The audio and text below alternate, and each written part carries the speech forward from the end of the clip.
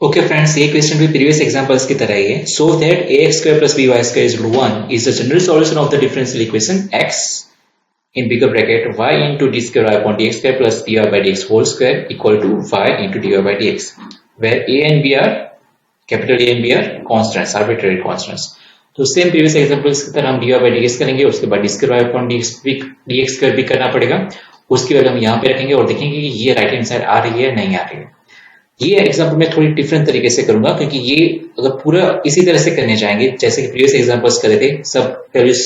ढूंढ के इसमें रखने के बाद सिंपलीफाई करने जाएंगे तो बहुत ही लेंथी हो जाएगा. तो इसको मैं थोड़ा एडजस्ट करूंगा जिससे लेंथी और कॉम्प्लिकेट ना हो. कैसे वो आप देखिए. सबसे पहला हमारा इक्वेशन है जिसका हमें डेरिवेटिव करना है, तो वो लिख लेते हैं. That is capital ax square plus by square equal to 1. इसका डेरिवेटिव हमें पता है क्या होगा. ए कैपिटल है तो उसका कुछ नहीं होगा, एक्स स्क्वायर का 2x होगा, प्लस बी कैपिटल है उसका कुछ नहीं होगा, कैपिटल बी कांस्टेंट है.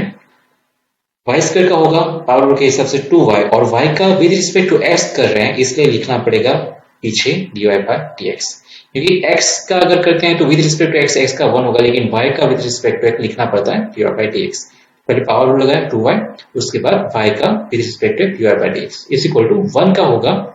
कांस्टेंट है इसलिए 0. इसमें से अगर dy by dx को हम सब्जेक्ट बनाते हैं तो dy by dx equal to ये वाला सबसे पहले राइट हैंड साइड जाएगा तो ये माइनस हो जाएगा, माइनस a2x, और ये dy by dx के साथ मल्टीप्लीकेशन में b2y, तो ये यहाँ पे जाएगा तो डिवीजन में आएगा, मतलब a2x के साथ ही डिवीजन में आएगा, नीचे आ जाएगा b2y. ये 2 और 2 कैंसिल हो जाएगा, तो हमारा फाइनल डेरिवेटिव क्या होगा, minus a upon b into x upon y. अभी हमें d square upon d square भी फाइंड करना है, तो वो हम अगर फाइंड करते हैं फिर से इसका डेरिवेटिव करते हैं, तो फिर से करेंगे तो D square upon d square क्या होगा, माइनस ए अपॉन बी तो कांस्टेंट है, उसको वैसा का वैसा ही लिख देंगे. अब माइनस ए अपॉन बी को वैसा लिखने के बाद एक्स अपॉन वाई का करना है, तो यहाँ पे डिफरेंशिएशन के डिवीजन रूल के हिसाब से करेंगे. डिफरेंशिएशन का डिवीजन रूल क्या है, अगर दो फंक्शन आपको दिए हुए हैं f1 और f2 और इसका अगर डेरिवेटिव करना है विद रिस्पेक्ट टू x, तो नीचे वाले को पहले कांस्टेंट रख के इसका करते हैं f1 का d by dx और f1 करते हैं, उसके बाद माइनस f1 को कांस्टेंट रखते हैं और नीचे जो है उसका करते हैं, दैट इज f2 का d by dx of f2, और नीचे जो नीचे डिवीजन में उसका स्क्वायर लिख देते हैं. डिवीजन रूल में आपको ये याद रखना, डेरिवेटिव करते हैं तो नीचे वाला उसको कांस्टेंट रखेंगे और ऊपर वाले का डेरिवेटिव करेंगे, उसके बाद माइनस ऊपर वाले को कांस्टेंट रखेंगे और नीचे वाले का डेरिवेटिव करेंगे, और नीचे डिवीजन में जो नीचे है उसका स्क्वायर. तो उसी तरह से इसका x अपॉन वाई का करेंगे, तो नीचे जो y है उसको कांस्टेंट रखेंगे, क्योंकि f2 जो नीचे है उसको कांस्टेंट रखना है, तो y को कांस्टेंट रखेंगे. x का होगा इसके बाद ऊपर से उसका होगा, तो x का होगा डेरिवेटिव 1 माइनस, उसके बाद ये माइनस है f1, यानी कि ऊपर जो उसको कांस्टेंट रखेंगे, मतलब कि x को कांस्टेंट रखेंगे, और d by dx of f2 मतलब नीचे वाले का करेंगे, यानी कि नीचे जो y है उसका करेंगे, तो उसका विद रिस्पेक्ट टू x क्या होगा, dy by dx, और डिवीजन में आएगा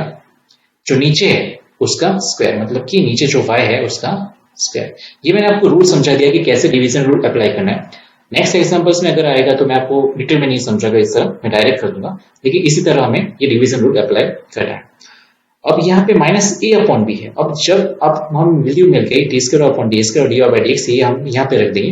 लेकिन माइनस ए अपॉन बी जब हम सिंप्लीफाई करेंगे तो आंसर में वो नहीं है, तो माइनस ए अपॉन बी को हमें किसी तरह रिप्लेस करना है, जिससे कि जब सिंप्लीफाई करें तो माइनस ए अपॉन बी ना हो आंसर में. तो माइनस ए अपॉन बी को हम रिप्लेस कर देंगे. कहां से रिप्लेस करेंगे, यहां से, यहाँ पे माइनस ए अपॉन बी को यहाँ पे अगर सब्जेक्ट बनाए तो माइनस ए अपॉन बी यहाँ से क्या मिलेगा, minus A upon b equal to minus A upon B into x upon y क्या है, d Y by D x है. तो माइनस ए अपॉन बी क्या होगा, ये वाई यहाँ पे जाएगा d Y by D x के साथ मल्टीप्लीकेशन में, और एक्स यहाँ पे जाएगा d Y by D x के साथ डिवीजन में, ये हो जाएगा माइनस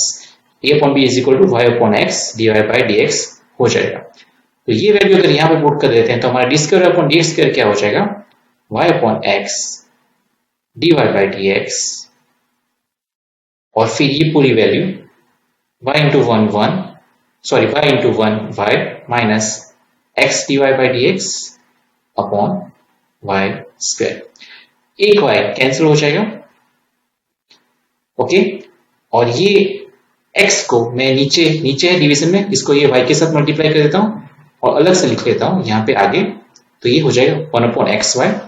और ये D Y by D x को, ये जो न्यूमरेटर है इसको इस न्यूमरेटर वाले पार्ट के साथ मल्टीप्लाई कर देता हूं दोनों के साथ, तो ये हो जाएगा y D Y by D x,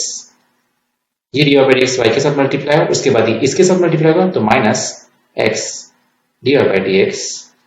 whole square, okay. अब ये मुझे d square upon D x square की जो वैल्यू मेरी वो पूरी मैं यहाँ पे रख दूंगा, ओके। अब मैं यहाँ पे क्या करूंगा, d Y by D x whole square वाली वैल्यू नहीं रखूंगा, ये जो वैल्यू हमें मिली है d Y by D x वाली वो यहाँ पे नहीं रखूंगा, सिर्फ d square upon D x square वाली वैल्यू रखूंगा। क्यों कर रहा हूँ ऐसा वो मैं बताऊंगा। प्रीवियस एग्जाम्पल में हम दोनों वैल्यू रखते थे, यहाँ पे सिर्फ ये D square upon D x square वाली वैल्यू रखूंगा, जिससे कि मुझे सिंप्लीफिकेशन आसान रहे, अदरवाइज ये लेंथी हो जाए। मैं क्यों ऐसा कर रहा हूँ वो आपको समझ में आ जाएगा। जैसे ही मैं ये वैल्यू लेफ्ट हैंड साइड रखूंगा तो आपको पता चल जाएगा। लेफ्ट हैंड साइड क्या है, लेफ्ट हैंड साइड है x bigger bracket y d square y upon D x square plus D Y by D x whole square. तो यहां पे अगर मैं सब वैल्यूज रख दूं, y d square upon D x square वाली ये वाली वैल्यू पूरी रख देता हूं, तो ये y के साथ मल्टीप्लीकेशन है, करेक्ट। तो ये पूरी वैल्यू y के साथ मल्टीप्लीकेशन में यहाँ पे आएगी, तो नीचे एक्स वाई है और ऊपर ये y है, तो ये y और ये y ऑलरेडी कैंसिल करके लिखता हूं, तो ये y और ये y कैंसिल हो जाएगा, तो बचेगा क्या ब्रैकेट में, ये y कैंसिल हो गया, तो हमारी वैल्यू ये रहेगी x dy by D x whole square, correct. ये D square upon D X की वैल्यू लिखी, अब plus D Y by D x whole square को ऐसा ही लिख देता हूं, plus D Y by D x whole square. अब इससे फायदा क्या होगा, ये y तो कैंसिल हो गया, ओके। ये 1 अपॉन एक्स इन दोनों के साथ मल्टीप्लीकेशन है, लेकिन ये बाहर x है,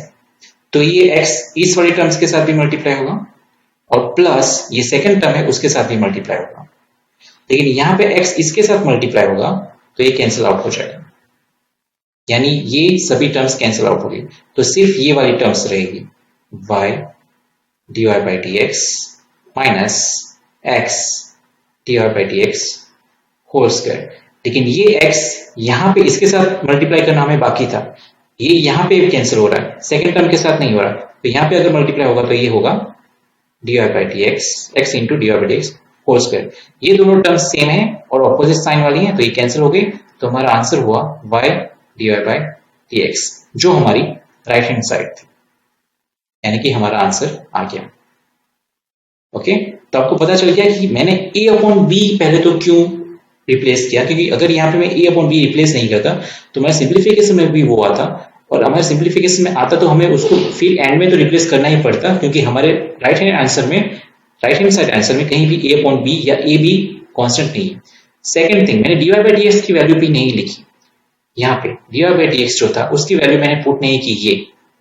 माइनस ए upon B into X Y, क्योंकि सेम हो जाता, अगर मैं ये वैल्यू पुट करता तो फिर से माइनस ए अपॉन बी आ जाता, तो इसलिए मैंने इसको ऐसा का वैसा ही रखा, सिर्फ मैंने D square upon D x square को यहाँ पे रिप्लेस किया और फिर उसको सिंप्लीफाई किया, तो हमारा आंसर इजीली हमें मिल गया। अदरवाइज